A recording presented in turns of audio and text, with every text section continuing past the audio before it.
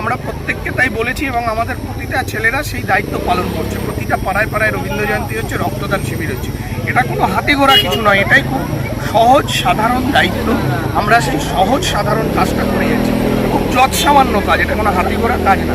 বিভিন্ন কাঁচরাপাড়াতে বিভিন্ন ওয়ার্ড থেকে তৃণমূলের কিছু নেতাদের এখন কেস সামনে থেকে উঠে আসছে, যেমন 12 নম্বর ওয়ার্ডে আরও অনেক কেস উঠে আসবে, সবে তো শুরু হয়েছে, তদন্ত আরও চলবে।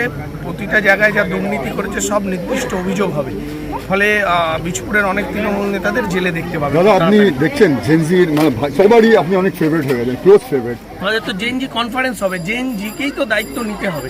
সমাজ কারা এগিয়ে নিয়ে যাবে, দুভাবে সমাজ এগোবে। অভিজ্ঞরা পরামর্শ দেবে, নতুনরা সে পথে চলবে। এই নবীন আর প্রবীণের মেলবন্ধনে সমাজ এগিয়ে যাবে।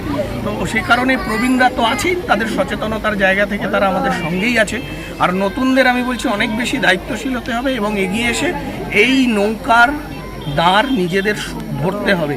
উত্তাল সমুদ্র, সেখানে পালটাকে শক্ত হাতে ধরে রাখতে হবে যাতে নৌকা না ডোবে।